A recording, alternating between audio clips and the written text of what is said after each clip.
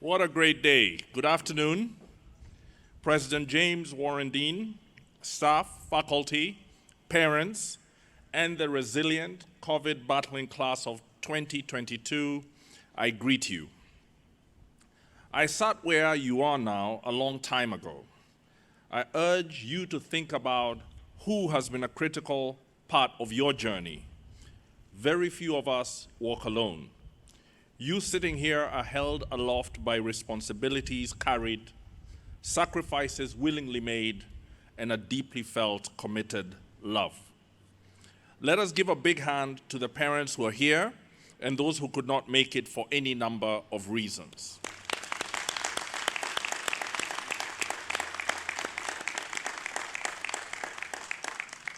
Let us give thanks as well to those friends and family who have touched our lives in some way that allowed us to be here today. For my commencement, my mother flew to Boston from London to make sure I had really graduated. I always give thanks to her because my journey would not be possible without her sacrifices and support. Class of 2022, thank you for welcoming me and allowing me to be a small part of your special day. I am deeply honored to be here with you today. I congratulate you. You made it.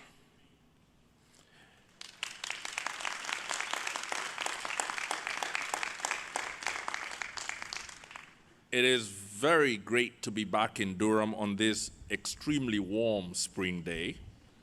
One of my fondest memories of the university was in an afternoon class, philosophy class in Hamilton Smith Hall. Standing by the blackboard was the late Professor Dwayne Whittier. In those days, I was experiencing my first flash of political consciousness. I had traveled to New Hampshire from a Kenya that was undergoing the storm of democratization, like many other countries following the demise of the Soviet Union. Prior to that democratic flowering, there had been books banned by the government to prevent their dangerous ideas from entering our political bloodstream. Predictably, these were the first books I borrowed from Demond Library. They seemed to me in that flash of youth to hold the keys to understanding why there was so much poverty and war in the world. I half digested their ideas and made sure everybody heard about them. One day, after I had delivered a particularly strident ideological diatribe, Professor Whittier asked me to stay behind after class. After all the students had filed out, he wiped the blackboard clean and asked me to write out my argument. I did so, and we went through it word for word. Professor Whittier was one for logic and process. He showed me in a simple and gentle way how poorly I was making my argument. I am sure that Professor Whittier was not aware what a powerful influence he had been to me. I left New Hampshire with an unspoken but deeply felt desire to be intellectually honest and to exercise critical thinking. I believe these qualities have been hugely beneficial to me, personally and professionally. That is what I want to speak to you about today. I anticipate that many of you, in fact all of you, will wield some form of power, not in the same proportions and certainly in different realms. There will be the power you will have over your children, the kind that is possessed by managers in the private sector, the winners of elective office, and those appointed to senior positions in government. I hope to convince you why critical thinking and intellectual honesty are the most important qualities you can offer to a scared and suffering world, and how you, as future leaders, will need to use these habits of mind to navigate the dangerous corridors of power so that you do not destroy yourself or others. John Dewey, a great American philosopher, defined critical thinking, and I quote him, as active, persistent, and careful consideration of a belief or supposed form of knowledge in light of the grounds which support it and the furthest conclusions to which it ends, close quote. By intellectual honesty, I mean your personal commitment to be guided by evidence and rationality in your thinking and actions. In practice, it often means being willing to be wrong and to be seen to be wrong in front of others. To be intellectually honest is the opposite of dogmatic thinking. Dogma insists on fitting facts to a set of beliefs held with no regard to the evidence, or is sustained by carefully screening out those with a contrary viewpoint who are likely to point out the contradictions in your argument. It has never been easy to not feel defensive when your arguments are questioned or even attacked. I believe it may be even more difficult today.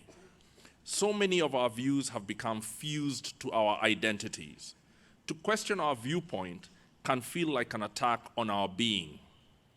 It almost feels like we cannot be heard if we are not shouting down someone else. There is little space to accept doubt or to communicate limits to our actions, for or against our point of view.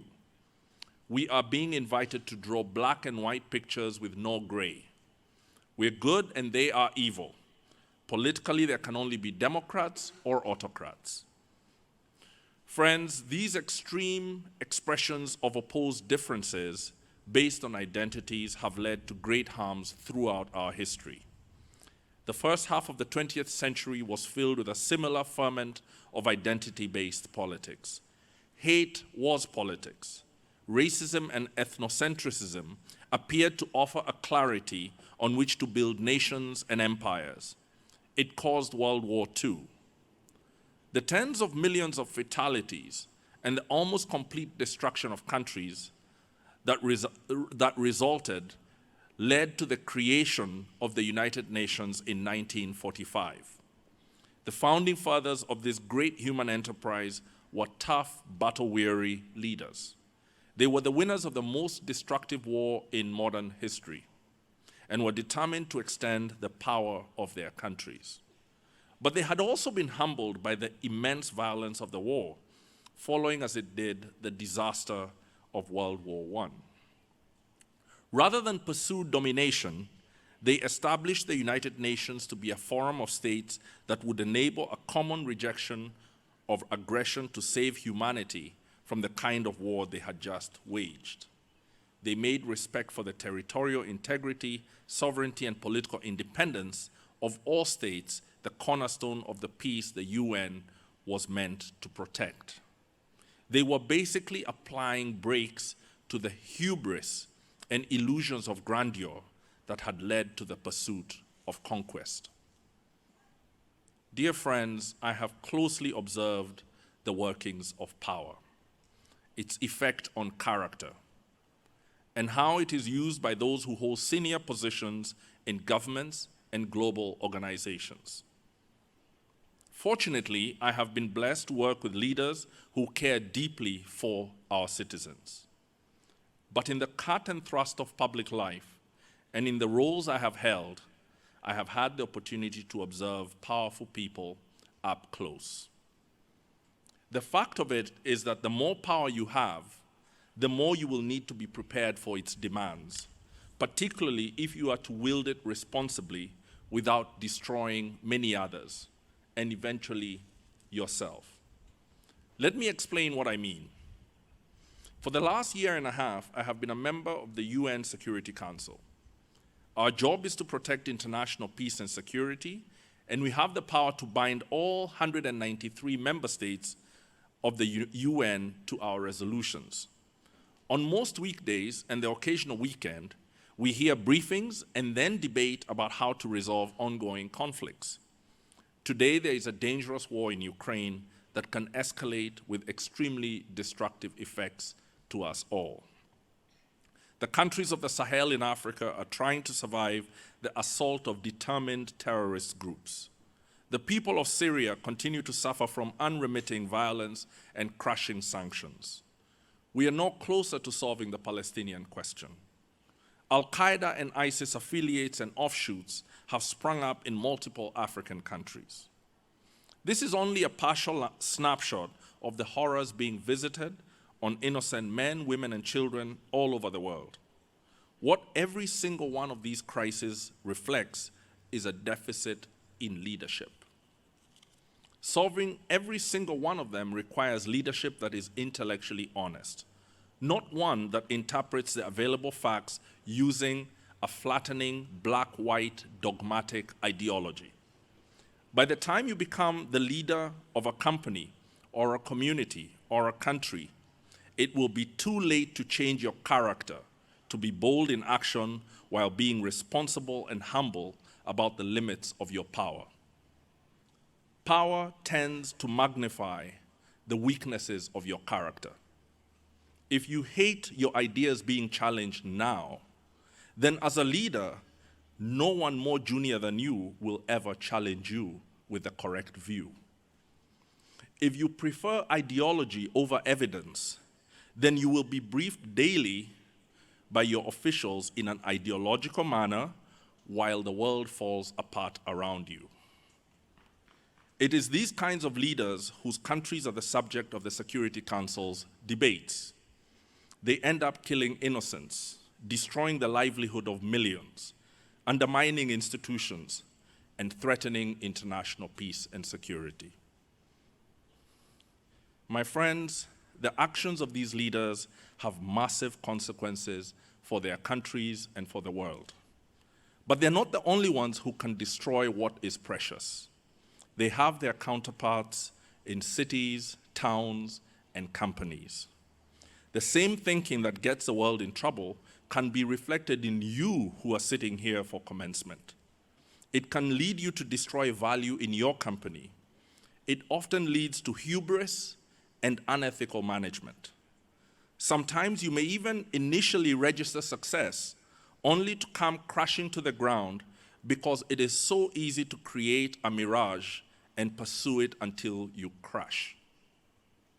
The University of New Hampshire has given you the intellectual tools to grow into a different kind of leader.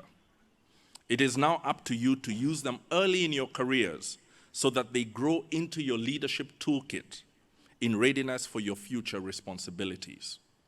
To do so means you will need to start cultivating a habit of listening carefully to arguments against your position, to take time to listen to the sole voice in the room that seems out of step with the group.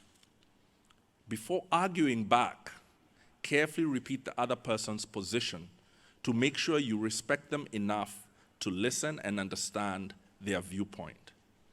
Be ready to change your mind if further evidence or consideration demands it. Speak up in acknowledgement that you were wrong and someone else was right. The more you practice this way of thinking and acting at the start of your careers, the more successful you will later be as a leader. President Dean, distinguished ladies and gentlemen, class of 2022, let me bring this to a close. Never in human history have we had more wealth, technology, and know-how. Every single major challenge that is being faced by our communities, our countries, and the world can be solved. Every one of them is an opportunity, class of 2022, for you to make your career and reputation while solving them. I hope that I've offered you some food for thought about the tools that will be a great help to you and the world if you embrace them and use them. Thank you, and once again, congratulations to you all.